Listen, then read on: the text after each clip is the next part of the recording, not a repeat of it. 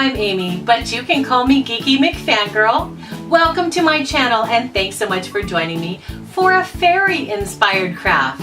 Today I'm going to show you how to make a fairy guard from planning to completion.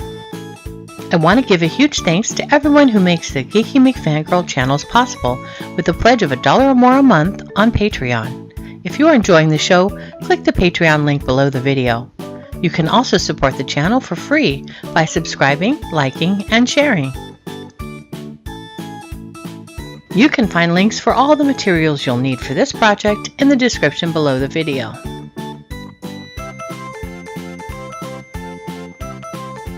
The first step is to plan out your fairy garden. I measured the container or space I have for the garden and then draw it out in graph paper where one square represents 1 inch.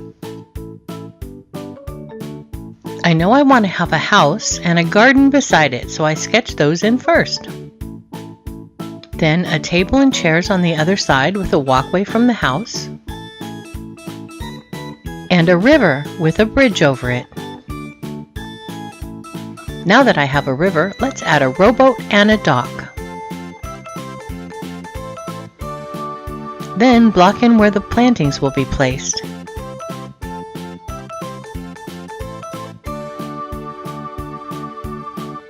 Now let's color it all in.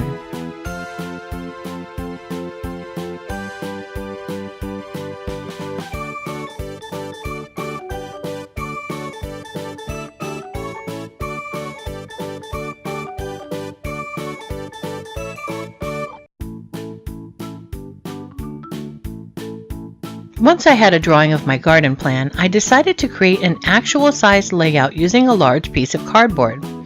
This step was not really necessary, but I just wanted to make sure everything would fit in real life.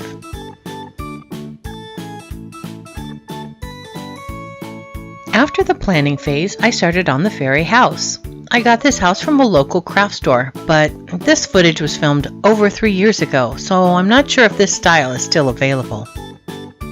The first step is to put a layer of weatherproofing on the wood so it'll hold up to the sun and rain outdoors. Once the weatherproofing sealant dried, I painted the base of the house a dark brown. We're going to use this paint color throughout the project. Next, let's mix up some grout with water and a wooden stir stick and use it on the side of the wooden house to create a stone facade with some small washed rocks.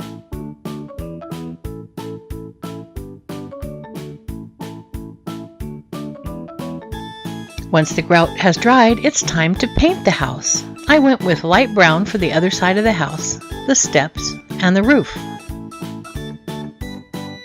Then I went in with a light green for the back and front of the house, and bright pink for the windows and door. Once the acrylic paint is dry, it's time to go in with a clear varnish to protect the paint and the stones as well.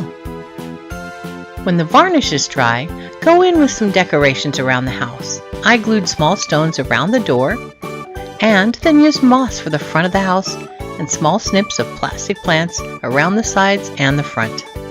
The moss matches the green paint and the pink flowers match the pink door and window trim. You can use a glue gun if you live somewhere that doesn't get too hot, but if you live in a desert area, use strong glue that will not melt in the sun instead. What a cute little house this ended up being. Next, we're going to make a fairy-sized garden to fit beside the house.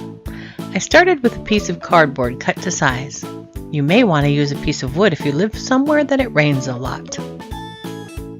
Whatever material you use, paint it a dark brown. While the brown paint is drying, mix up some more grout or use some of the leftover grout from working on the stone facade on the house. Grab your plastic plants and moss and prepare the vegetation for the garden. I made some little vegetables with plastic leaves glued onto the glass beads. I also made some sprouts and cut up some moss for variety. Next, it's time to create the rows in your garden. Scoop out 4 rows of grout onto the base and shape them with a stick.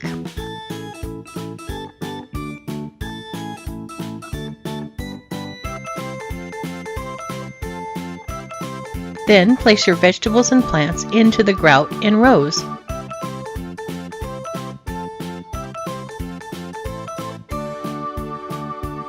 Let the grout dry completely before you paint it over with the dark brown acrylic paint you used for the base.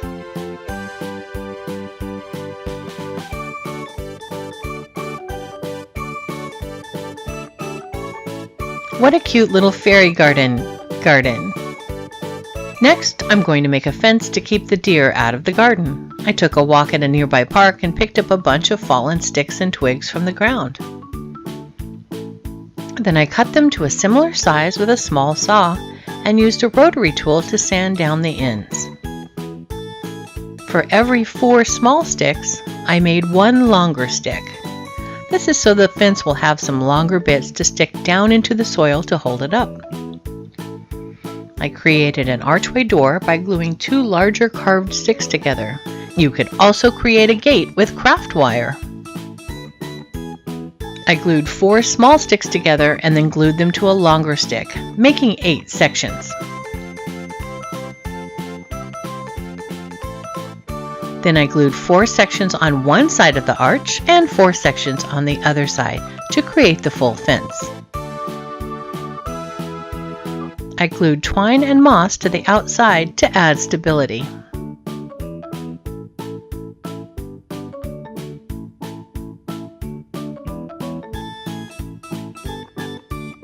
And the finishing touch was to add a clear varnish to the wood.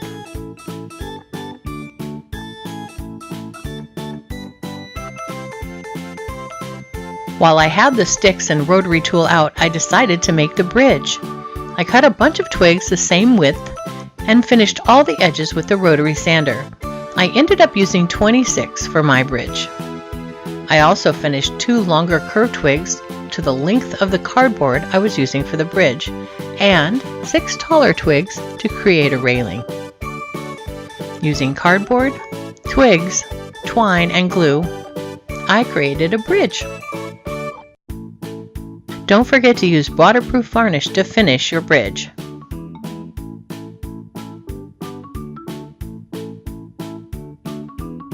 I made my dock out of 3 pieces of wood glued together, and then I cut the legs of the dock with a cutting blade on a rotary tool.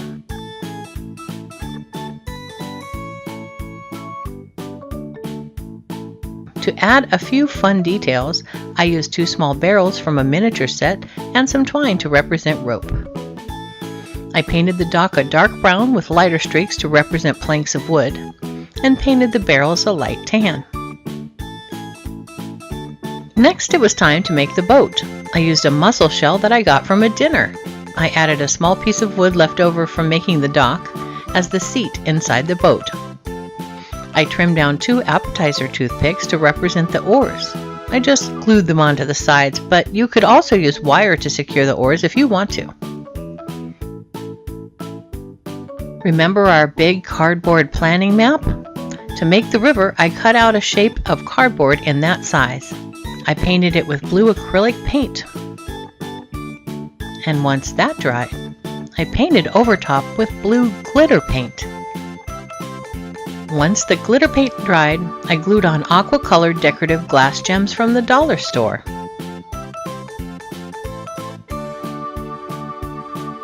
To create the walkways around the fairy house, I used a piece of stone tile from the hardware store. I traced the shape I wanted onto the back of the tile and trimmed out around the stones with scissors. I liked the way it came out so much that I made more than 1 walkway.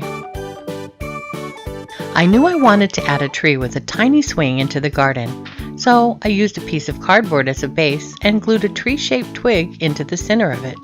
The base will be hidden under the soil of the fairy garden. To create the swing, I used another tiny piece of wood left over from making the dock, and 2 pieces of twine. I used a rotary tool to smooth the edges, then I drilled 2 small holes through the swing seat and tied the twine through, tying the ends to the tiny tree branch. What a cute little fairy swing!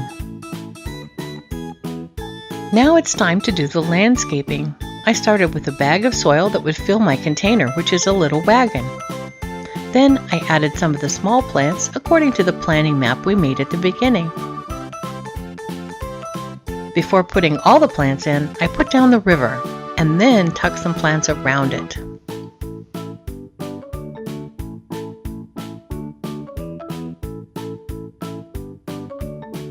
Then I added the tree with the swing, the garden, the fence, and the little house. I added the walkways and the bridge over the river. Then I added the dock and the rowboat. I created a table and 2 chairs out of 3 wooden thread spools and added a miniature deer as a finishing touch. Looking back at the original drawing and then at the final outcome, I think I got pretty close to my original vision in the end. What a fun project this was!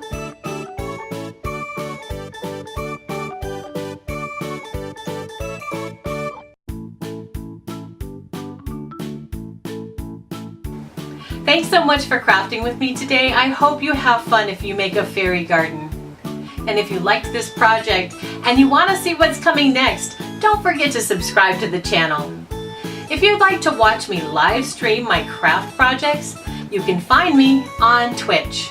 And if you want to support my channel, you can also find me on Patreon. Thanks so much, guys, and I'll see you next time.